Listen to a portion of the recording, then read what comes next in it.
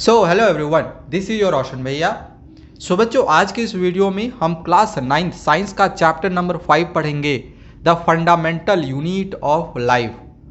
देखो, जिस प्रकार से कोई एक बिल्डिंग बहुत सारी ईंटों से बना होता है, सेम ऐसे ही जो लिविंग ऑर्गेनिजम्स होते हैं ये बहुत सारे सेल से होकर बने होते हैं। और जिस प्रकार से डायरेक्टली ईंट से हम बिल्डिंग नहीं बना सकते, ईंट से पहले वॉल बनेगी, वॉल के बाद फिर रूम बनेगा, फिर इसके बाद और भी प्रोसेसेस होंगे, देन इसके बाद फिर बिल्डिंग बनेगा। Same as it is cell से डायरेक्टली कोई लिविंग ऑर्गेनिज्म नहीं बन जाता। बहुत सारे सेल से होकर एक टिश्यू बनता है, बहुत सारे टिश्यू से मिलकर एक ऑर्गन्स फॉर्म करता है, बहुत सारे ऑर्गन्स मिलकर एक ऑर्गन सिस्टम बनाता है, और बहुत सारे ऑर्गन सिस्टम से मिलकर फिर जाके एक ऑर्गेनिज्म बनता है। लेकिन इसका जो बेस था ये क्या था? सेल था। इस वजह से सेल को the fundamental unit of life कहा गया है। मतलब ये फंडामेंटल हुआ, इसी से सारा चीज़ जो है वो बना है। जिस प्रकार से एक बिल्डिंग बनाने के लिए हमें ब्रिक्स का ज़रूरत पड़ेगा, तो ब्रिक वहाँ पर फंडामेंटल हो गया। सेम एज इट इज़ यहाँ पर एक ऑर्गेनिज्म सेल से बना होता है, तो यहाँ पर सेल जो होता है फंडामेंटल होता है। इसी वजह से सेल को the fundamental unit of life कहते हैं। समझ में आ गया? तो अगर हमें सेल की डेफिनेशन लिखने के लिए आ जाए स्कूल में, तो बहुत सिंपल वर्ड्स में हम लोग लिख सकते हैं कि cell is the smallest structural and functional unit of life. ठीक है, चलो आगे बढ़ते हैं। सेल क्या होता है समझ में आ गया। अब यहाँ पर एक सवाल है कि सेल को स्ट्रक्चरल और फंक्शनल यूनिट ऑफ लाइफ हम क्यों कहते हैं? क्योंकि ऊपर के डेफिनेशन में मैंने बताया कि सेल जो होता है स्ट्रक्चरल और फंक्शनल यूनिट ऑफ लाइफ होता है। तो सेल को स्ट्रक्चरल यूनिट ऑफ लाइफ क्यों कहते हैं, पहले इसको समझो। स्ट्रक्चरल यूनिट ऑफ लाइफ क्यों कहते हैं? क्योंकि जितने भी लिविंग ऑर्गेनिजम्स होते हैं वो सभी के सभी सेल्स के बने होते हैं। और जो सेल्स होता है ना, ये एक बॉडी का बेसिक स्ट्रक्चर फॉर्म कर लेता है। जो सेल्स होता है वो बॉडी का एक स्ट्रक्चर फॉर्म करता है। बस यही कारण है कि सेल को हम स्ट्रक्चरल यूनिट ऑफ लाइफ कहते हैं। But functional unit of life क्यों कहते हैं? क्योंकि जितने भी लाइफ प्रोसेसेस हमारे बॉडी में हो रहे होते हैं, लाइक रिस्पिरेशन होता है, डाइजेशन होता है, रिप्रोडक्शन होता है, सर्कुलेशन होता है, बहुत तरह के ऐसे लाइफ प्रोसेसेस हमारे बॉडी में हो रहे होते हैं, ये सब सारे सेल्स के अंदर होते हैं। तो ये एक तरह से फंक्शन कर रहे हैं ना, ये सब सारे क्या कर रहे हैं? फंक्शन कर रहे हैं। इसी वजह से इसको फंक्शनल यूनिट ऑफ लाइफ भी कहते हैं। तो यहाँ पर ये समझ में आ गया होगा कि सेल को स्ट्रक्चरल और फंक्शनल यूनिट ऑफ लाइफ ये दोनों क्यों कहते हैं। ठीक है, चलो आगे बढ़ते हैं। अब आगे हम यहाँ पर ये समझेंगे कि जो सेल की डिस्कवरी हुई है वो कैसे हुई, किन्होंने डिस्कवरी करी है। तो एक इंग्लिश साइंटिस्ट थे रॉबर्ट हुक। एक इंग्लिश साइंटिस्ट थे रॉबर्ट हुक।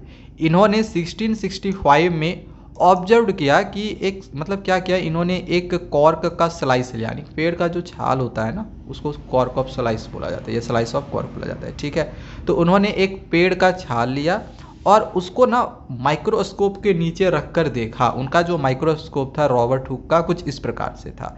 इन्होंने इस कॉर्क के स्लाइस को यहाँ पर अपने माइक्रोस्कोप के नीचे रख कर देखा। ठीक है, अच्छा कॉर्क क्या होता है इसके बारे में मैंने यहाँ पे लिख दिया है। कॉर्क एक तरह का मटेरियल्स होता है जो कि पेड़ के बार्क से बना होता है। ठीक है, तो इस कॉर्क को इन्होंने इस माइक्रोस्कोप के नीचे रखा। इन्होंने क्या देखा? इन्होंने देखा कि जो कॉर्क है ना, जो कॉर्क है वो बहुत सारे छोटे छोटे बॉक्सेस से होकर बना है, बहुत सारे छोटे छोटे बॉक्सेस से होकर बना है, जस्ट लाइक हनी कॉम, मधुमक्खी के छत्ते जैसा। अब जैसे कि तुम यहाँ पर देख रहे हो, जैसे कि इस फिगर को देखो, ये एक प्रकार का सेल है। इसको जब माइक्रोस्कोप से देखा गया तो ये जो सेल है इसमें बहुत सारे छोटे छोटे बॉक्सेस टाइप का ये दिख रहा है, जस्ट लाइक ये हनी कॉम जैसा दिख रहा है ना। सेम ऐसे ही इन्होंने भी सेल के अंदर इस चीज़ को ऑब्जर्व किया। ठीक है, यही जो बॉक्सेस है ये सेल्स कहलाए। सेल जो है ये लैटिन वर्ड है, सेल जो है लैटिन वर्ड है जिसका मतलब होता है स्मॉल रूम, यानी कि छोटा सा रूम। और ये देख रहे हो, रूम भी दिख रहा है ना, छोटा छोटा रूम दिख रहा है। ठीक है, तो सेल को अगर पूछा जाए सबसे पहले डिस्कवर किसने किया था? रॉबर्ट हुक ने किया था। बट यहाँ पे याद रखना कि ये जो रॉबर्ट हुक ने जो सेल को डिस्कवर किया ना, ये जो सेल था वो डेड सेल था। क्यों? क्योंकि इन्होंने पेड़ से छाल से निकाला ना, तो ऑब्वियस सी बात है वो तो डेड हो जाएगा, है ना। तो ये जो सेल था वो डेड सेल था, ठीक है। रॉबर्ट हुक ने जो पहली बार सेल का डिस्कवर्ड किया था 1665 में, वो एक डेड सेल था। इसके बाद ल्यूवेनहुक 1674 में इन्होंने पहली बार लिविंग सेल्स को डिस्कवर्ड किया, और इन्होंने ये जो लिविंग सेल है ये कहाँ देखा, पॉन्ड वाटर में, एक तालाब वाटर में इन्होंने लिविंग सेल्स को देखा। तो यहाँ पे क्वेश्चन दो तरीके से पूछा जाता है तुम्हारे परीक्षा में। पूछा जा सकता है कि सबसे पहले सेल को डिस्कवर्ड किसने किया था, तो अगर पहला अगर डिस्कवरी पूछा जाए सेल का किसने करा तो रॉबर्ट हुक। बट अगर ये पूछा जाए कि पहला लिविंग सेल्स को किसने डिस्कवर्ड किया तो ल्यूवेनहुक, ठीक है। दोनों का नाम याद रख लेना। इसके बाद सेल के अंदर ना एक न्यूक्लियस होता है, ये सारा चीज़ अभी तुम्हें बताऊंगा, न्यूक्लियस क्या होता है, या फिर आगे जो भी टर्म्स यूज होगा, प्रोटोप्लाज्म, साइटोप्लाज्म, ये सब क्या होता है, सारी चीज़ें बताऊंगा, टेंशन मत लो, ठीक है ना। तो इसके बाद 1831 में रॉबर्ट ब्राउन जी थे, इन्होंने सेल के अंदर झांक के देखा तो इनको वहाँ पर न्यूक्लियस भी नज़र आ गया, ठीक है। तो न्यूक्लियस की खोज करी रॉबर्ट ब्राउन ने 1831 में।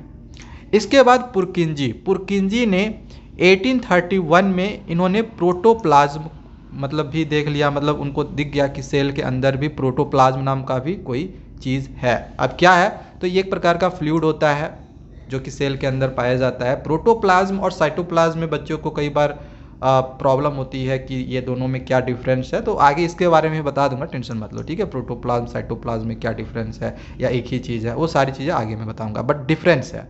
साइटोप्लाज्म प्रोटोप्लाज्म में दोनों अलग अलग टर्म है, क्या डिफरेंस है आगे मैं बताऊंगा, टेंशन मत लो, ठीक है। वीडियो को लास्ट तक देखते रहना। तो ये यहाँ तक समझ में आ गया कि सेल को किसने किसने डिस्कवर्ड किया। डेड सेल को रॉबर्ट हुक ने किया, लिविंग सेल्स को ल्यूवेनहुक ने किया, न्यूक्लियस की खोज रॉबर्ट ब्राउन ने करी, और प्रोटोप्लाज्म की खोज पुरकिंजी ने किया, ठीक है। यह भी याद रख लेना। इसके बाद आ जाता है सेल थ्योरी। सेल थ्योरी के लिए ये 3 महान साइंटिस्ट लोग का नाम याद रख लेना। सेल थ्योरी के लिए इन 3 महान साइंटिस्ट लोगों का नाम याद रखना। पहला है स्लाइडन। इसने क्या देखा, इसने क्या खोज करा कि जितने भी प्लांट्स होते हैं वो सभी सारे सेल्स के बने होते हैं। स्लाइडन ने ये खोज किया 1838 में कि जितने भी प्लांट्स होते हैं वो सभी के सभी सेल्स के बने होते हैं। वहीं जो स्वान थे, इन्होंने 1839 में ये खोज किया कि जितने भी एनिमल्स होते हैं ना वो भी सेल्स के बने होते हैं, ठीक है। स्लाइडन ने खोज किया कि जितने भी प्लांट्स होते हैं वो सब सभी सेल्स के बने होते हैं। स्वान ने खोज किया कि जितने भी एनिमल्स होते हैं वो भी सेल्स के बने होते हैं। अच्छा, रुडोल्फ विर्चुआ ने क्या खोज किया? रुडोल्फ विर्चुआ ने खोज करा कि जो नए सेल्स बनते हैं ये पुराने सेल से बनते हैं। जो पुराने सेल्स होते हैं ना उन्हीं से नए सेल्स बनते हैं, और ये जो सेल्स बनते हैं, ये जो प्रक्रिया होती है, इस प्रक्रिया को हम कहते हैं सेल डिवीज़न, जो कि ये सबसे लास्ट में हम पढ़ेंगे। इस टॉपिक के बारे में, सेल डिवीज़न के बारे में सबसे लास्ट में पढ़ेंगे। लेकिन इसके बारे में थोड़ा बहुत नॉलेज अभी तुमको यहाँ पर मिल गया होगा कि जितने भी नए सेल्स बनते हैं वो पुराने एग्जिस्टिंग सेल से ही बनते हैं, ठीक है। यहाँ तक समझ में आ गया। और इसके बाद एक बहुत ही इंपॉर्टेंट टर्म है जो कि है माइक्रोस्कोप की डिस्कवरी को लेकर। एक इलेक्ट्रॉन माइक्रोस्कोप को भी डिस्कवर करा गया था। इस इलेक्ट्रॉन माइक्रोस्कोप को डिस्कवर करने का रीज़न ये था कि इसके डिस्कवरी से क्या हुआ कि सेल के अंदर जो भी मतलब पार्ट्स होते हैं वो तो बहुत छोटे छोटे होते हैं, तो उसको बहुत जूम करके हमें देखना होगा। तो ये जो इलेक्ट्रॉन माइक्रोस्कोप था, इन छोटे छोटे पार्ट्स को काफ़ी बड़ा मतलब वो लोग देख पाते थे। तो इससे क्या हुआ कि साइंटिस्ट को हेल्प मिला सेल्स के अंदर वाले पार्ट को और डिटेल में समझने के लिए, ठीक है। तो ये जो इलेक्ट्रॉन माइक्रोस्कोप की खोज हुई थी 1940 में हुआ था। तो ये कुछ बेसिक चीज़ें थी जो कि तुम्हें यहाँ पर जाननी थी। आगे आते हैं। अब आगे हम यहाँ पे समझते हैं कि ऑर्गेनिज्म कितने तरह के होते हैं। ऑर्गेनिज्म देखो सेल के बेसिस पे ना इसको 2 भाग में बांटा गया। इस सेल के बेसिस में है, याद रखना, ठीक है। तो सेल के बेसिस में 2 टाइप के ऑर्गेनिज्म्स होते हैं। पहला होता है यूनिसेलुलर ऑर्गेनिज्म और दूसरा होता है मल्टीसेलुलर ऑर्गेनिज्म। यूनिसेलुलर ऑर्गेनिज्म क्या होता है? बहुत ही सिंपल है कि जिसमें सिर्फ एक ही सेल पाया जाता है, ये यूनिसेलुलर ऑर्गेनिज्म होते हैं। मल्टीसेलुलर ऑर्गेनिज्म जिसमें बहुत सारे सेल्स पाए जाते हैं, ठीक है, जिसमें बहुत सारे सेल्स पाए जाते हैं। इसमें क्या होता है, यूनिसेलुलर ऑर्गेनिज्म सिंगल सेल से ही सभी लाइफ एक्टिविटीज़ होती है, जितनी भी लाइफ एक्टिविटीज़ होती है ना, लाइक ईटिंग करने का, खाने का, मूविंग करने का, रिप्रोड्यूस करने का, वो सारा काम ना सिंगल सेल से वो काम कर लेते हैं। जैसे कि अमीबा में ये चीज़ होता है, बैक्टीरिया में यूनिसेलुलर मतलब यूनिसेलुलर ऑर्गेनिज्म ये भी होता है, बैक्टीरिया भी होता है, इसमें भी एक ही सेल्स होता है। क्लाइमोडोमोनस में भी सिंगल सेल होता है, पारामीजियम में सिंगल सेल होता है, ठीक है। लेकिन वहीं अगर हम मल्टी सेलर ऑर्गेनिज्म की बात करें तो इसमें जो भी इनके डिफरेंट डिफरेंट फंक्शंस होते हैं, लाइक हार्ट हो गया, ठीक है, हार्ट का भी अपना डिफरेंट फंक्शन होता है, ब्रेन का अपना अलग काम वो करता है। तो बॉडी के अंदर जितने भी अलग अलग ऑर्गन्स है वो अलग अलग अपना फंक्शन करते हैं, तो इनके लिए ना उनके पास अलग अलग सेल्स होती है, ठीक है। अब मल्टी सेलर ऑर्गेनिज्म के एग्जाम्पल्स हो गए लाइक फंगी, प्लांट्स, एनिमल्स, ठीक है। चलो आगे बढ़ते हैं। अब हम यहाँ पर सेल के शेप और साइज को थोड़ा समझ लेते हैं कि जो सेल्स का शेप साइज होता है वो कैसा होता है। जो सेल्स होते हैं वो डिफरेंट डिफरेंट शेप्स के होते हैं, उसका शेप एक जैसा नहीं है। सेल्स का जो शेप होता है वो एक जैसा नहीं होता है। अब तुम यहाँ पे देख रहे हो कि बोन सेल्स का शेप कैसा है, ओवम सेल का शेप कैसा होता है, यहाँ पर हम देख सकते हैं। क्या ये दोनों सेम दिख रहा है? नहीं, ये दोनों अलग अलग है। तो जो सेल के शेप होते हैं ना वो डिफरेंट डिफरेंट होते हैं। सेम इसी प्रकार से अगर तुम यहाँ पर स्पर्म के शेप को देख लो तो इससे ये काफ़ी अलग दिख रहा है। यहाँ पे ब्लड सेल्स कुछ इस प्रकार से दिखते हैं, बाकी यहाँ पर देख लो स्मूथ मसल सेल्स कुछ इस प्रकार से होंगे। नर्व सेल्स कुछ ऐसा दिखता है और फैट सेल कुछ ऐसे दिखते हैं, ठीक है। तो यहाँ पर डिफरेंट डिफरेंट शेप्स में जो सेल्स है वो यहाँ पर दिखाया गया है। अच्छा, ये जो ओवम है ये फीमेल रिप्रोडक्टिव पार्ट्स में पाया जाता है और जो स्पर्म्स है ये मेल रिप्रोडक्टिव पार्ट्स के ये सेल्स होते हैं, ठीक है। ये दोनों याद रख लेना। अब आगे यहाँ पर देखो दो इंपॉर्टेंट टर्म दिया गया है कि कुछ सेल्स ऐसे होते हैं जैसे कि अमीबा के जो सेल्स होते हैं वो अपने शेप को चेंज कर सकते हैं, वहीं कुछ सेल्स ऐसे होते हैं ना जो फिक्स्ड होते हैं, वो चेंज नहीं होते, उनके शेप चेंज नहीं होता और वो एक स्पेशल शेप में होते हैं, जैसे कि नर्व सेल्स में, जो कि हम इस फिगर में भी यहाँ पर देख रहे हैं, ठीक है। तो हमने ऊपर में सेल्स के शेप के बारे में देखा। अब सेल का जो साइज होता है वो कितना होता है, सेल का साइज कैसा होता है। देखो इसमें दो टर्म याद रखना, इसमें बहुत ज़्यादा घुमा फिरा के नहीं तुम्हें समझना है, बस इसमें दो चीज़ याद रख लेना कि जो सबसे स्मॉलेस्ट सेल होता है उसको हम माइकोप्लाज्मा कहते हैं, सबसे स्मॉलेस्ट सेल को हम माइकोप्लाज्मा कहते हैं, ये एक तरह का बैक्टीरिया होता है, ठीक है। और सबसे जो लार्जेस्ट सेल होता है, सबसे बड़ा जो सेल होता है वो ऑस्ट्रिच एग होता है, शुतुरमुर्ग का अंडा, ठीक है। ये सबसे बड़ा सेल होता है और सबसे छोटा सेल होता है माइकोप्लाज्मा, ठीक है। चलो आगे बढ़ते हैं। अब यहाँ पर सेल्स के कुछ कंपोनेंट दिए गए हैं, मतलब सेल्स में क्या क्या पाया जाता है, सेल के अंदर क्या क्या पाया जाता है। तो सेल में प्लाज्मा मेम्ब्रेन, सेल मेम्ब्रेन होते हैं, ठीक है। सेल्स में क्या क्या होता है, प्लाज्मा मेम्ब्रेन, इसको हम सेल मेम्ब्रेन भी कहते हैं। सेल वॉल होता है, न्यूक्लियस होता है, साइटोप्लाज्म होता है, सेल ऑर्गेनेल्स होते हैं, ठीक है। क्या इनके अलावे भी और भी कुछ के होते हैं? हाँ, कुछ चीज़ें और होती है जो कि आगे मैं तुम्हें यहाँ पे बताने वाला हूँ, ठीक है। वीडियो को लास्ट तक देखते रहना। अब हम क्या करेंगे, यहाँ पर ये जो जितनी भी टर्म्स हैं, ठीक है, यहाँ पर ये जो जितने भी टर्म्स हैं इन सभी टर्म्स को हम एक एक करके पढ़ने वाले हैं, ओके। चलो पढ़ते हैं। सबसे पहले हम समझते हैं प्लाज्मा मेम्ब्रेन को, जिसको हम सेल मेम्ब्रेन भी कहते हैं, ठीक है। प्लाज्मा मेम्ब्रेन को हम सेल मेम्ब्रेन भी कहते हैं। तो जो outermost covering of the cell होता है, सेल के जो ये बाहर वाला ये जो तुम कवर देख रहे हो, सेल के बाहर में जो तुम कवर देख रहे हो, इसी को हम प्लाज्मा मेम्ब्रेन या फिर सेल मेम्ब्रेन कहते हैं, ठीक है। और ये जो प्लाज्मा मेम्ब्रेन या फिर सेल मेम्ब्रेन होता है ये एक्सटर्नल इन्वायरमेंट को अलग करता है, ठीक है। बाहर का ये जो इन्वायरमेंट होता है इसको इस सेल के अंदर वाली चीज़ों से इसको अलग कर देता है, ठीक है। यहाँ तक समझ में आ गया। अच्छा, यही जो है ना, यही जो सेल मेम्ब्रेन होता है या प्लाज्मा मेम्ब्रेन होता है, ये कंट्रोल करता है कौन सा चीज़ इसके अंदर जाएगा या कौन सा चीज़ इसके बाहर जाएगा, यही कंट्रोल करता है, ठीक है। प्लाज्मा मेम्ब्रेन कंट्रोल करता है किसी चीज़ को अंदर या बाहर जाने के लिए। इसी वजह से इसको हम सेलेक्टिवली परमिएबल मेम्ब्रेन भी कहते हैं, क्योंकि ये सेलेक्ट करके ही परमिशन देता है कि तुम अंदर आओ या ना आओ। समझ में आ रहा है? तो ये जो होता है, ये जो सेल मेम्ब्रेन होता है, प्लाज्मा मेम्ब्रेन होता है, ये सेलेक्ट करता है कि कौन सा चीज़ अंदर आएगा सेल के या कौन सा चीज़ सेल के बाहर जाएगा। इसी वजह से इसको हम सेलेक्टिवली परमिएबल मेम्ब्रेन कहते हैं, ठीक है, वही चीज़ यहाँ पर भी लिखा हुआ है कि it allows some substances to pass, कुछ सब्सटेंसेस को ये पास कर देता है जाने के लिए और कुछ को ब्लॉक कर देता है। ठीक है,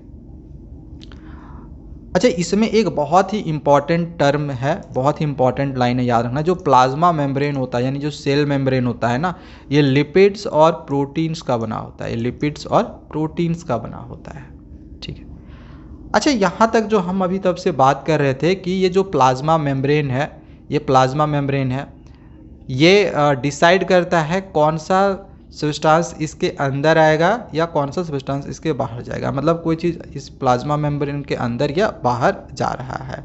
ठीक है, तो ये जो ट्रांसपोर्ट होता है, ये जो मूवमेंट होता है अंदर बाहर जाने का, ये जो ट्रांसपोर्ट होती है, ये जो ट्रांसपोर्ट होती है, अभी याद रख लेना कि दो तरह का ट्रांसपोर्ट होता है। एक होता है पैसिव ट्रांसपोर्ट और दूसरा होता है एक्टिव ट्रांसपोर्ट। दो तरह के ट्रांसपोर्ट होते हैं, पैसिव ट्रांसपोर्ट और एक्टिव ट्रांसपोर्ट। और यहाँ पर ये जो मूवमेंट होती है ये इन्हीं ट्रांसपोर्ट से होकर, मतलब इन्हीं ट्रांसपोर्ट के जरिए ही इधर से उधर, मतलब इन या आउट होता है। ठीक है, तो इस चीज़ को अभी आगे हम वही समझने वाले हैं कि पैसिव ट्रांसपोर्ट क्या होता है और एक्टिव ट्रांसपोर्ट क्या होता है। पैसिव ट्रांसपोर्ट पहले समझ लेते हैं क्या होता है। तो पैसिव ट्रांसपोर्ट क्या होता है, तो सब्सटेंसेस जब, कोई भी सब्सटेंसेस जब हायर कॉन्सेंट्रेशन से लोअर कॉन्सेंट्रेशन में जाता है, इसको हम पैसिव ट्रांसपोर्ट कहते हैं। जैसे कि यहाँ पर बहुत सारा वाटर है, ठीक है, समझ लो, या फिर बहुत सारे यहाँ पर जो भी सब्सटेंसेस या बहुत सारे सब्सटेंसेस हैं। अब यहाँ पे बहुत ज़्यादा है, यहाँ पर बहुत कम है, तो जब ये इधर से इधर ऐसे मूव करेगा, ठीक है, ये इधर से इधर ऐसे मूव करेगा, मतलब हायर कॉन्सेंट्रेशन से लोअर कॉन्सेंट्रेशन में जा रहा है, इसी को हम क्या कहते हैं, पैसिव ट्रांसपोर्ट कहते हैं। वहीं अगर तुम एक्टिव ट्रांसपोर्ट में देखो तो एक्टिव ट्रांसपोर्ट में क्या होता है कि सब्सटेंसेस जो मूव करते हैं लोअर से हायर कॉन्सेंट्रेशन में जाते हैं। ठीक है, इसको हमने यहाँ पर एक फिगर के द्वारा भी समझाने की कोशिश किया है। देखो यहाँ पर बहुत सारे ऑक्सीजन के मॉलिक्यूल्स हैं, यहाँ पे बहुत सारे ऑक्सीजन है, तो जब हायर कॉन्सेंट्रेशन बहुत सारा है, तो हायर कॉन्सेंट्रेशन से जब लोअर कॉन्सेंट्रेशन में जाएगा, जब इधर से इधर जाएगा, तो ये पैसिव ट्रांसपोर्ट कहलाएगा। और यहाँ से लोअर कॉन्सेंट्रेशन से हायर कॉन्सेंट्रेशन में जाएगा, इधर कर्व है इधर ज़्यादा है, तो लोअर से हायर कॉन्सेंट्रेशन में जाएगा, तो ये एक्टिव ट्रांसपोर्ट कहलाएगा। ठीक है, समझ में आएगा, इसमें कोई प्रॉब्लम नहीं होना चाहिए। अच्छा, इसमें दिया गया पैसिव ट्रांसपोर्ट में जब किसी सब्सटेंस का ट्रांसपोर्ट होता है तो इसमें एनर्जी की ज़रूरत नहीं होती है, जबकि एक्टिव ट्रांसपोर्ट में एनर्जी की रिक्वायरमेंट होती है। इसमें जो मूवमेंट होता है पैसिव ट्रांसपोर्ट में वो काफ़ी स्लो होता है, और एक्टिव ट्रांसपोर्ट में जो मूवमेंट होता है तेज़ होता है।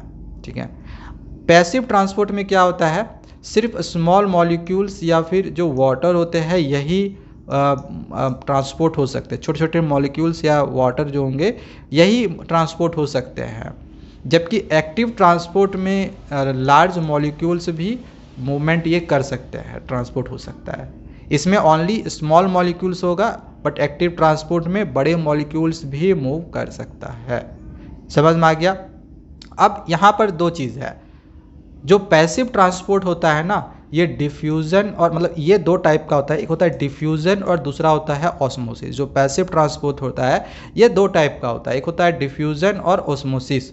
तो यहाँ पर ये जो प्लाज्मा मेम्ब्रेन के थ्रू या प्लाज्मा मेम्ब्रेन से जो भी चीज़ें अंदर या बाहर जा रही थी, जो ट्रांसपोर्ट हो रहा था, वो या तो डिफ्यूज़न के थ्रू होगा या तो ऑस्मोसिस के थ्रू होगा। मतलब ये पैसिव ट्रांसपोर्ट के जरिए ही यहाँ पर मूवमेंट होती है, एक्टिव ट्रांसपोर्ट के जरिए यहाँ पर मूवमेंट नहीं होगी, ये बात याद रख लेना। ठीक है, तो मैंने क्या बताया कि पैसिव ट्रांसपोर्ट के जरिए ही मूवमेंट होगी। अब पैसिव ट्रांसपोर्ट दो टाइप का होता है, एक होता है डिफ्यूज़न और दूसरा होता है ऑस्मोसिस। अब ये दोनों क्या होता है बहुत ही अच्छे से समझना, बहुत ही इंपॉर्टेंट टर्म है ये। ठीक है, डिफ्यूज़न क्या होता है, तो अगर कोई भी सब्सटेंस लाइक जैसे गैस हो, लिक्विड हो या फिर सॉलिड भी हो, सॉलिड भी क्यों नहीं हो, ठीक है, तो मेनली हम बात करते हैं गैस और लिक्विड की ही, क्योंकि इनकी जो ट्रांसपोर्ट होता है वो ज़्यादा होता है। ठीक है, तो कोई भी सब्सटेंस जैसे गैस या लिक्विड हो, ठीक है, लाइक ऑक्सीजन, कार्बन डाइऑक्साइड या परफ्यूम, तो ये मूव करता है हायर कॉन्सेंट्रेशन से लोअर कॉन्सेंट्रेशन में। ठीक है, डिफ्यूज़न में क्या देख रहे हैं हम, डिफ्यूज़न में सिर्फ गैस या लिक्विड सब्सटेंसेस ही ट्रांसपोर्ट कर रहे हैं, गैस या लिक्विड सब्सटेंस ही ट्रांसपोर्ट कर रहे हैं या फिर सॉलिड कर रहे हैं। बट ऑस्मोसिस में सिर्फ वाटर मॉलिक्यूल यानी कि सिर्फ लिक्विड सब्सटेंस ही मूव करते हैं हायर कॉन्सेंट्रेशन से लोअर कॉन्सेंट्रेशन में। देखो ये भी हायर से लोअर में मूव करता है, ये भी हायर से लोअर में मूव करता है, लेकिन दोनों में एक जो बड़ा अंतर है वो ये है कि इसमें गैस या लिक्विड ही मूव कर सकता है, इसमें वाटर मॉलिक्यूल्स यानी सिर्फ लिक्विड ही मूव कर सकता है। ठीक है, अब तुम्हारे मन में एक क्वेश्चन जरूर आ रहा होगा कि सर यहाँ पर भी लिक्विड का ट्रांसपोर्ट हुआ, यहाँ पर भी लिक्विड का ट्रांसपोर्ट हुआ, तो फिर इसी को हम ऑस्मोसिस क्यों नहीं कहे, क्योंकि लिक्विड का ट्रांसपोर्ट तो दोनों में हो रहा है। ठीक है, तो इसका एक बहुत बड़ा अंतर है, यहाँ पर आगे मैं बता रहा हूँ। देखो जो डिफ्यूजन होता है इसमें मेम्ब्रेन की ज़रूरत नहीं होती है। अभी इसका मतलब नहीं समझ में आया, समझ में आएगा, टेंशन मत लो। डिफ्यूजन में मेम्ब्रेन की ज़रूरत नहीं होती है हमेशा। ठीक है, जबकि ऑस्मोसिस में ना प्लाज्मा मेम्ब्रेन यानी मेम्ब्रेन की ज़रूरत जरूर होती है, इसी के थ्रू आर पार होगा। अब जैसे डिफ्यूजन कब होगा और ऑस्मोसिस कब होगा, तो इसके लिए इस फिगर को देखो, बहुत ही अच्छे से समझ में आ जाएगा। जैसे यहाँ पर मान के चलो बहुत सारे ऑक्सीजन के मॉलिक्यूल्स हैं, ठीक है, या फिर वाटर के ही मॉलिक्यूल्स क्यों नहीं ले लो, तो यहाँ पर हायर कॉन्सेंट्रेशन है या लोअर कॉन्सेंट्रेशन है, और ये सेल के बाहर का है, ये सेल के बाहर है, तो सेल के बाहर में हायर कॉन्सेंट्रेशन से लोअर कॉन्सेंट्रेशन में जा रहा है, तो ये डिफ्यूज़न हुआ, चाहे ये वाटर के मॉलिक्यूल्स हो या गैस के, उससे कोई लेना देना नहीं है। ठीक है, तो हम वाटर को ही लेके एज्यूम करते हैं। ठीक है, वाटर के मॉलिक्यूल्स है, तो यहाँ पर ये हायर कॉन्सेंट्रेशन से लोअर कॉन्सेंट्रेशन में आया, बट ये सेल के बाहर हुआ। और यहाँ पर भी देखो, ये सेल के अंदर में भी यहाँ पे बहुत सारे वाटर के मॉलिक्यूल्स है, यहाँ पर भी हायर कॉन्सेंट्रेशन से लोअर कॉन्सेंट्रेशन में जा रहा है। ठीक है, तो ये यहाँ पर भी क्या हुआ, यहाँ पर भी देखा जाए तो इस सेल के अंदर यहाँ पर काम हो रहा है। ठीक है, बट प्लाज्मा मेम्ब्रेन में अगर तुम देखो, प्लाज्मा मेम्ब्रेन में देखो तो ये सेल मेम्ब्रेन के थ्रू ट्रांसपोर्ट हो रहा है हायर कॉन्सेंट्रेशन से लोअर कॉन्सेंट्रेशन में। यहाँ पे वाटर के बहुत सारे मॉलिक्यूल्स हैं, यहाँ पे कम है, तो हायर कॉन्सेंट्रेशन से लोअर कॉन्सेंट्रेशन में जा रहा है, और प्लाज्मा मेम्ब्रेन के थ्रू जा रहा है, प्लाज्मा मेम्ब्रेन के थ्रू जा रहा है। देखो इसको क्रॉस कर रहा है, इस लाइन को क्रॉस कर रहा है, बट यहाँ पे देखो क्या इस लाइन को क्रॉस किया, इसमें नहीं, इस लाइन को इसमें क्रॉस किया नहीं। ठीक है, तो यही बड़ा अंतर होता है डिफ्यूज़न में और ऑस्मोसिस में। हाँ, डिफ्यूज़न में भी ये चीज़ हो सकता है, ये गैसेस के कंडीशन में ये चीज़ हो सकता है कि गैसेस के कंडीशन में प्लाज्मा मेम्ब्रेन के थ्रू इन या आउट हो जाएगा। ठीक है, तो ये डिफ्यूज़न हुआ क्योंकि वो गैस का कंडीशन में हुआ होता है। ठीक है, ये गैस के कंडीशन में होगा, लेकिन अगर ये वाटर हो गया, और प्लाज्मा मेम्ब्रेन के थ्रू हायर से लोअर कॉन्सेंट्रेशन में गया, तब ये ऑस्मोसिस कहलाएगी, जो प्रक्रिया होगा वो ऑस्मोसिस कहलाएगा। तो दोनों में आई थिंक अंतर समझ में आ गया होगा कि क्या अंतर है। डिफ्यूज़न में प्लाज्मा मेम्ब्रेन के थ्रू नहीं कोई भी चीज़ ट्रांसपोर्ट होता है। ठीक है, इसमें मेम्ब्रेन की ज़रूरत नहीं होती है, ये चीज़ यहाँ पे लिखा हुआ है, इसमें मेम्ब्रेन का ज़रूरत नहीं है, बट इसमें मेम्ब्रेन के थ्रू ही जो होता है ट्रांसपोर्ट होता है। ठीक है, चलो आगे बढ़ते हैं। अब जो ऑस्मोसिस होता है ना, जो ऑस्मोसिस होता है ये दो टाइप का होता है, एक होता है इंडोस्मोसिस और दूसरा होता है एक्सोस्मोसिस। बहुत ही सिंपल है। इंडोस्मोसिस क्या होता है, तो जब वाटर मॉलिक्यूल्स यानी कि वाटर के मॉलिक्यूल्स को हम सॉल्वेंट कहते हैं। ठीक है, तो जब वाटर के मॉलिक्यूल्स सेल के अंदर आते हैं, जब वाटर के मॉलिक्यूल्स, इधर है वाटर का मॉलिक्यूल्स, इधर है, ठीक है, इधर है वाटर के मॉलिक्यूल्स, जब ये अंदर आते हैं तो इस प्रोसेस को कहा जाता है इंडोस्मोसिस। और इस प्रोसेस में क्या होता है, जो सेल्स होता है स्वेल कर जाएगा या फूल जाएगा। ठीक है, स्वेल कर जाता है मतलब कि ये फूल जाता है, देखो सेल जो है फूल गया है। वहीं एक्सोस्मोसिस इसी का उल्टा हो गया। इसमें क्या होता है कि जो वाटर मॉलिक्यूल्स होते हैं, वो सेल के बाहर चले जाते हैं। वाटर मॉलिक्यूल्स, यहाँ पे वाटर मॉलिक्यूल्स बहुत सारा है, सेल के बाहर चले जाते हैं। तो इससे क्या होगा, वाटर मॉलिक्यूल जब सेल से बाहर जाएगा, पानी बाहर चला गया तो ये श्रिंक हो जाएगा, सिकुड़ जाएगा। ठीक है, तो जब वाटर मॉलिक्यूल सेल्स के बाहर जाएगा तो इसको हम एक्सोस्मोसिस कहते हैं। समझ में आ गया? चलो आगे बढ़ते हैं। अब यहाँ पर एक क्वेश्चन है कि how do substances like CO2 and water move in and out of the cell. जैसे कुछ सब्सटेंसेस हो गया लाइक CO2 और वाटर, तो ये सेल के थ्रू, मतलब सेल के अंदर या बाहर कैसे ये मूव करते हैं, सेल के अंदर या बाहर ये कैसे मूव करते हैं। तो अभी मैंने कुछ देर पहले क्या समझाया था कि जो कार्बन डाइऑक्साइड होता है ये तो गैस होता है, और गैस का जो मूवमेंट होगा ये कैसे होगा, डिफ्यूज़न के थ्रू होगा। ठीक है, डिफ्यूज़न के थ्रू होगा। वहीं जो वाटर की मूवमेंट होगी वो किससे होगी, ऑस्मोसिस प्रक्रिया के द्वारा होगी। तो वही चीज़ यहाँ पे है, substances like CO2 and water move in and out of the cell by the process of diffusion and osmosis. ठीक है, चलो अब यहाँ पर एक बहुत ही इंपॉर्टेंट चीज़ समझना, इसमें हम लोग समझने वाले हैं हाइपोटोनिक क्या होता है, हाइपरटोनिक क्या होता है और आइसोटोनिक क्या होता है। ठीक है, बहुत इंपॉर्टेंट है, बहुत ही अच्छे से समझने वाले हैं। वीडियो को बस लास्ट तक देखते रहना, ठीक है, अच्छे से समझने की कोशिश करना। हाइपोटोनिक, हाइपरटोनिक, आइसोटोनिक, तीनों में क्या डिफरेंस है, तीनों होता क्या, तीनों होता क्या, पहले इसको समझ लो। हाइपोटोनिक क्या होता है, इसमें सॉल्वेंट ज़्यादा होता है और सॉल्यूट कम होता है। हाइपोटोनिक सॉल्वेंट में क्या होता है, सॉरी हाइपोटेनिक सॉल्यूशन में क्या होता है, हाइपोटेनिक सॉल्यूशन में क्या होता है, इसमें सॉल्वेंट ज़्यादा होता है, सॉल्यूट कम होता है। अब जिसको पता नहीं है सॉल्वेंट का मतलब वाटर, सॉल्वेंट का मतलब वाटर, यहाँ पे देख सकते हो कि ये सब वाटर इसमें सबसे ज़्यादा दिखाई दे रहा है, वाटर ज़्यादा दिखाई दे रहा है। और सॉल्यूट मतलब जो भी वाटर में तुम ऐड करोगे, लाइक सॉल्ट ऐड कर दिया, ठीक है, चीनी ऐड कर दिया, तो जो चीज़ तुम ऐड करोगे वो होता है सॉल्यूट। ओके, तो यहाँ पर देखो सॉल्यूट बहुत कम है, वाटर बहुत ज़्यादा है। तो जिस सॉल्यूशन में वाटर ज़्यादा होगा, सॉल्यूट कम होगा, तो वैसे सॉल्यूशंस को हम हाइपोटोनिक सॉल्यूशन कहते हैं। समझ में आया। हाइपरटोनिक सॉल्यूशन क्या होता है, हाइपरटोनिक सॉल्यूशन क्या होता है, तो इसमें सॉल्वेंट कम होता है और सॉल्यूट ज़्यादा होता है। तो फिगर से भी यहाँ पर तुम देख सकते हो कि इसमें अब सॉल्यूट का हमें ज़्यादा दिखाई दे रहा है, सॉल्यूट के पार्टिकल्स हमें ज़्यादा दिखाई दे रहे हैं, जबकि यहाँ पर वाटर हमें कम दिखाई दे रहा है। तो वाटर कम होगा इसमें हाइपरटोनिक में, सॉल्यूट ज़्यादा होगा। आइसोटोनिक में इक्वल सॉल्वेंट इक्वल सॉल्यूट होगा, दोनों इक्वल होगा। वाटर का भी लेवल देखो यहाँ पर इक्वल है, सॉल्यूट भी यहाँ पर इक्वल है, तो दोनों इसमें इक्वल होता है। यहाँ तक समझ में आ गया कि हाइपोटोनिक, हाइपरटोनिक और आइसोटोनिक सॉल्यूशन होता क्या है। अब यहाँ पर एक बहुत ही इंपॉर्टेंट चीज़ कि हाइपोटोनिक सॉल्यूशन में अगर सपोज करो कि हम इसमें कोई सेल डाल दिए, इसमें कोई सेल हम डाल दिए इसमें, इसके अंदर, ठीक है, तो क्या होगा, सेल फूलेगा कि सिकुड़ जाएगा, जरा सोचो। इसमें वाटर बहुत ज़्यादा है, और हमने यहाँ पे क्या किया कि इसमें वाटर ज़्यादा है, सॉल्यूट कम है, इसमें हमने एक सेल डाल दिया।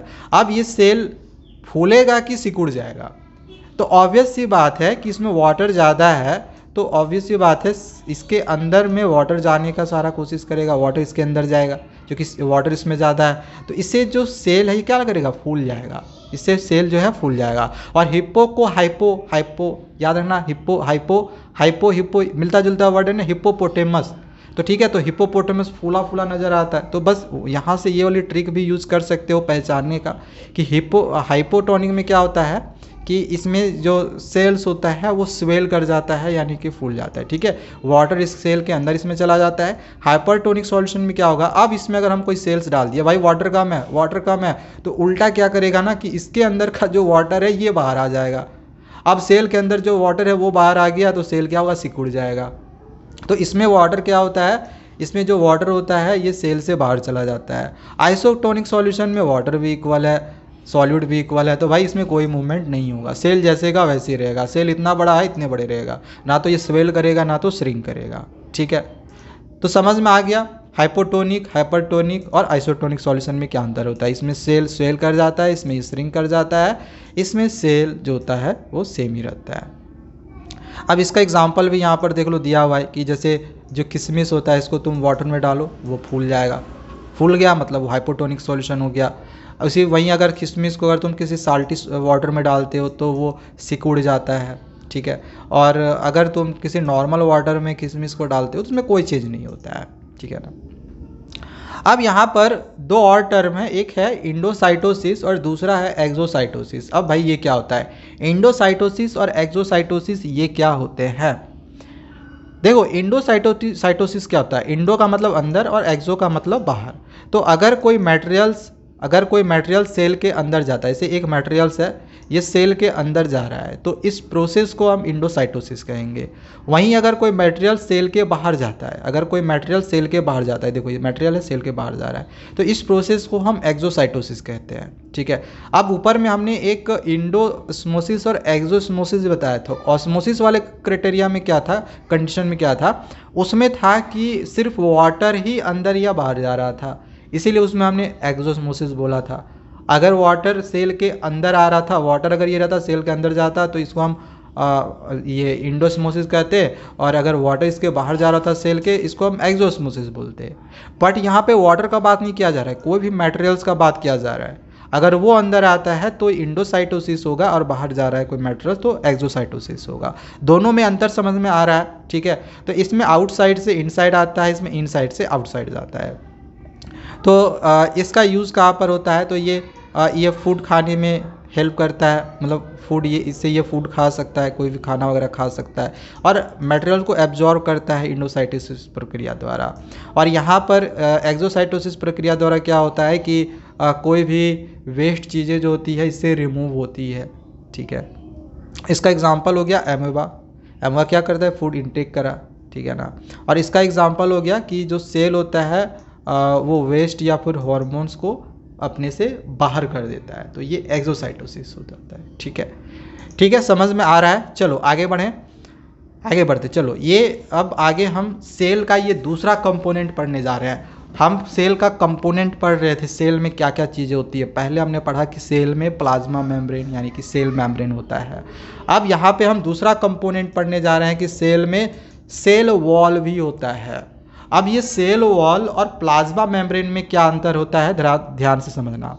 जो प्लाज्मा मेम्ब्रेन होता है ना, वो भी इस प्रकार से ये आउटर कवरिंग होता है, लेकिन इस आउटर कवरिंग के ऊपर एक और कवर होता है, एक और कवर होता है। ये तुम Z+ सिक्योरिटी बोल सकते हो। जो सिक्योरिटी गार्ड होता है वो एक प्लाज्मा मेम्ब्रेन की तरह हुआ, बट Z+ सिक्योरिटी गार्ड जो होगा वो सेल वॉल होता है, ठीक है। तो प्लाज्मा मेम्ब्रेन के ऊपर में एक और मेम्ब्रेन होता है जिसको हम सेल वॉल कहते हैं, ठीक है, समझ में आ गया। और ये जो सेल वॉल होता है ये रिजिड होता है, यानी काफ़ी मजबूत होता है, ठीक है, कठोर होता है ये, ठीक है। जो प्लांट सेल होते हैं इन्हीं रिजिड आउटर कवरिंग से बने होते हैं, जिसको हम सेल वॉल कहते हैं। तो सेल वॉल पूछता है क्या होता है, तो इसका ये तुम डेफिनेशन लिख सकते हो, ठीक है ना। यहाँ पे वही चीज़ हमने लिखा हुआ है, जो सेल वॉल होता है ये प्लाज्मा मेम्ब्रेन के बाहर में होता है, प्लाज्मा मेम्ब्रेन के बाहर होता है। ये जो सेल वॉल होता है ये बनता किस चीज़ से है, तो ये बनता है मेनली सेल्यूलोज से। अब सेल्यूलोज क्या होता है ये अभी जानना जरूरी नहीं है, ठीक है। तो ये अभी तुम अभी मत जानो सेल्यूलोज क्या होता है, जो जरूरी चीज़ें है उसको समझो, ठीक है ना। एक्सटर्नल चीज़ें समझने की कोशिश करोगे तो दिमाग में जो समझना चाहिए ना वो भी नहीं समझ पाओगे, ओके। तो जो सेल वॉल होता है मेनली सेल्यूलोज से बनता है। और सबसे इम्पॉर्टेंट कि जो सेल वॉल होता है सिर्फ और सिर्फ प्लांट सेल्स में पाया जाता है। सेल वॉल सिर्फ और सिर्फ प्लांट सेल्स में पाया जाता है, ये एनिमल सेल्स में सेल वॉल नहीं पाया जाता है, ठीक है। कारण भी आगे मैं बताऊंगा कि क्यों सेल वॉल एनिमल सेल में नहीं पाया जाता है, आगे मैं कारण भी बताऊंगा, ठीक है, रीज़न भी दूंगा। चलो अब आगे हम ये समझते हैं कि प्लाज्मोलाइसिस क्या होता है, व्हाट इज़ प्लाज्मोलाइसिस। इसको हम एक अलग तरीके से ऐसे भी बोल सकते हैं कि हाइपरटोनिक सॉल्यूशन में सेल का क्या रोल होता है। ध्यान से समझना कि जब जो प्लांट सेल होता है अपनी वाटर को लूज़ करता है ऑस्मोसिस प्रक्रिया के द्वारा, जब प्लांट सेल वाटर लूज़ करता है ऑस्मोसिस प्रक्रिया के द्वारा, तो जो सेल के अंदर के कंटेंट्स होते हैं, सेल के अंदर के जो कंटेंट्स होते हैं वो श्रिंक कर जाते हैं। अब इसका मतलब क्या होगा, इसको ध्यान समझना। जैसे ये पूरा यहाँ पर सेल है, ठीक है, ये पूरा सेल हो गया। अब ये जो सेल होगा इसके अंदर जो वाटर होगा, ये जैसे ही अगर यहाँ पर एक हम अगर हाइपरटोनिक सॉल्यूशन ले ले, ये हम एक हाइपरटोनिक सॉल्यूशन यहाँ पर ले लिए, ठीक है, और सेल इसके अंदर डाल दिए। हाइपरटोनिक सॉल्यूशन में क्या होता है, वाटर ज़्यादा होता है, ठीक, सॉरी वाटर कम होता है। हाइपरटोनिक सॉल्यूशन में वाटर कम होता है, वाटर कम होता है। तो यहाँ से जो सेल्स के वाटर होंगे इससे बाहर आना शुरू कर देंगे, क्योंकि इसमें वाटर कम है। जब इस सेल से वाटर बाहर आएगा तो ये सेल क्या हो जाएगा, सिकुड़ जाएगा। ये देखो सिकुड़ गया, सेल सिकुड़ गया। बट यहाँ पर देख लो, ये जो सेल वॉल था, ये जो सेल वॉल था, सेल वॉल नहीं सिकुड़ा है, सेल वॉल जैसे का वैसी है। क्योंकि अभी मैंने ऊपर में क्या होता है, सेल जो वॉल होता है वो रिजिड होता है, वो बहुत मजबूत होता है।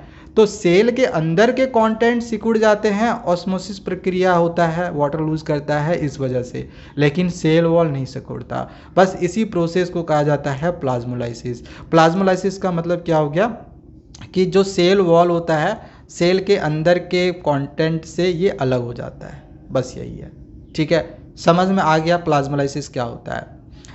चलो अब आगे हम ये समझते हैं कि हाइपोटोनिक सॉल्यूशन में सेल का क्या रोल होता है। ऊपर में तो हमने समझ लिया कि हाइपरटोनिक सॉल्यूशन में सेल का क्या रोल था। अब हाइपोटोनिक सॉल्यूशन में सेल का क्या रोल होता है। हाइपोटोनिक सॉल्यूशन में क्या होगा कि वाटर इंटर करेगा ऑस्मोसिस प्रक्रिया के द्वारा। ऊपर मैंने बताया था कि हाइपोटोनिक सॉल्यूशन में वाटर बहुत ज़्यादा होता है, वाटर बहुत ज़्यादा होता है। अब अगर यहाँ पर अगर हम कोई सेल डाल दे तो वाटर ज़्यादा है तो अंदर में वाटर चला जाएगा ऑस्मोसिस प्रक्रिया से, ठीक है, वही चीज़ यहाँ पे लिखा हुआ है। तो इससे सेल क्या करेगा, स्वेल कर जाएगा, अंडर वाटर जाएगा तो सेल स्वेल कर जाएगा।